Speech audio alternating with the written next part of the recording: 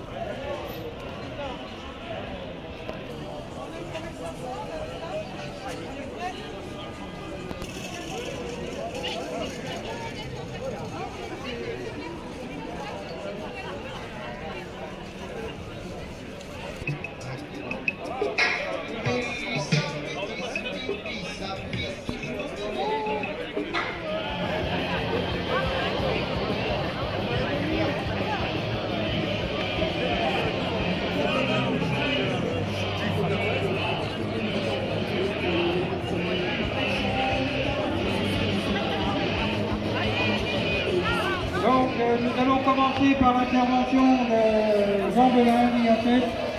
Le temps qu'on retrouve Catherine. À 15 jours du premier tour des élections présidentielles, les retraités de toutes origines professionnelles, à la tête de 9 organisations syndicales et associations de retraités, sont présents dans les rues de Dijon. Approchez-vous. C'est mieux là? Avancez au fond. La Saône-et-Loire. C'est mon département, donc j'en profite. Hein. J'ai le micro. 27 août, manifestation organisée dans les régions et départements français. Nous ne pouvons nous rassembler sans parler de la situation ukrainienne. Non parce que tout va bien dans les autres pays du monde, mais au regard de la gravité et du danger de la situation. Après l'état de sidération avec l'envahissement de l'Ukraine par l'armée de Poutine, nous mesurons que ce sont des rapports internationaux nouveaux qui fermentent sur le fond du capitalisme globalisé, en crise et d'internationalisme exacerbé. Poutine assume une guerre ouverte en gestation depuis quelques années face à l'OTAN qui est la plus grande alliance militaire du monde.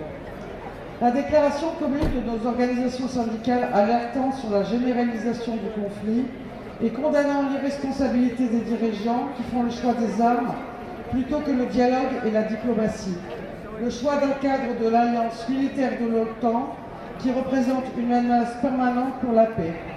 Elle revendique un cessez-le-feu immédiat en Ukraine et la mise en œuvre des accords existants, l'arrêt des menaces et des livraisons d'armes à toutes les parties et que les Nations Unies soient le cadre privilégié de l'élaboration de solutions politiques et diplomatiques pour régler la question ukrainienne.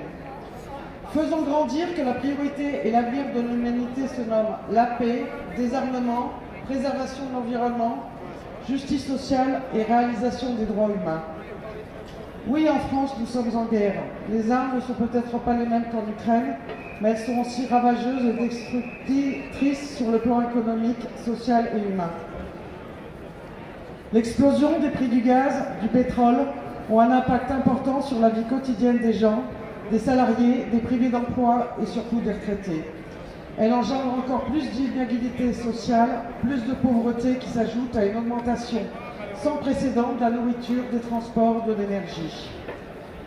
Nous voulons nous faire entendre par un gouvernement sourd aux préoccupations des retraités qui sont venus en masse de l'ensemble de la région Bourgogne-Franche-Comté pour exprimer leur colère après des années de mépris, de refus de rencontrer nos organisations, de dégradation de notre niveau de vie. Cette situation est inacceptable. Après le 31 mars, le 1er octobre et le 2 décembre à Paris en 2021, nous exprimons fortement et massivement notre mécontentement et nos exigences. Alors que les retraités ont de plus en plus de mal à vivre avec des pensions très largement insuffisantes, le conseil d'administration du régime de retraite complémentaire du secteur privé vient d'annoncer un excédent de près de 2 milliards d'euros et explosion de ses réserves.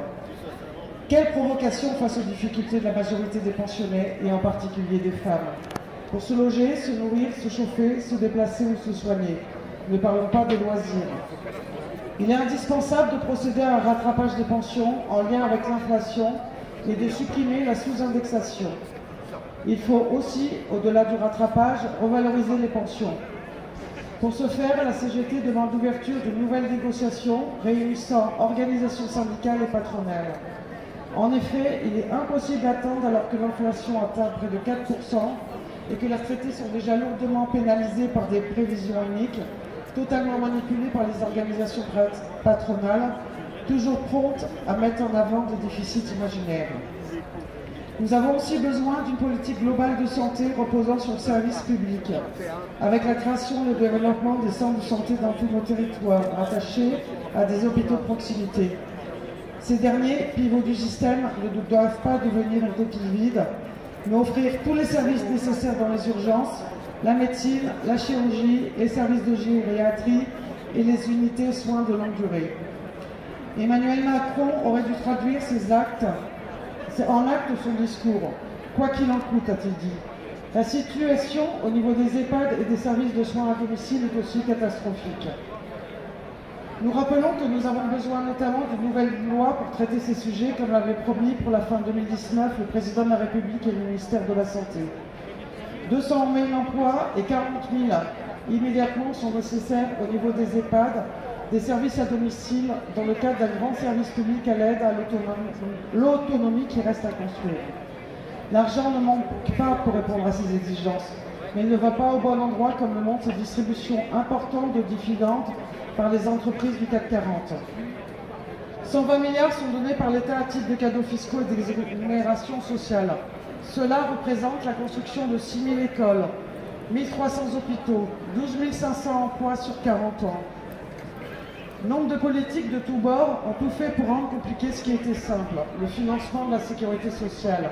C'est la cotisation sociale. Pas sans résultat. On trouve des partisans de la fiscalisation, du financement de la sécurité sociale par l'impôt, dont la CSG. Parfois simplement par connaissance. Combien de salariés parlent aussi de charges sociales, s'expriment en salaire net, dédaignant le salaire brut. La reconquête de la cotisation passe notamment par la transformation de la CSG en cotisation sociale. La Sécu doit devenir collecteur et payeur unique.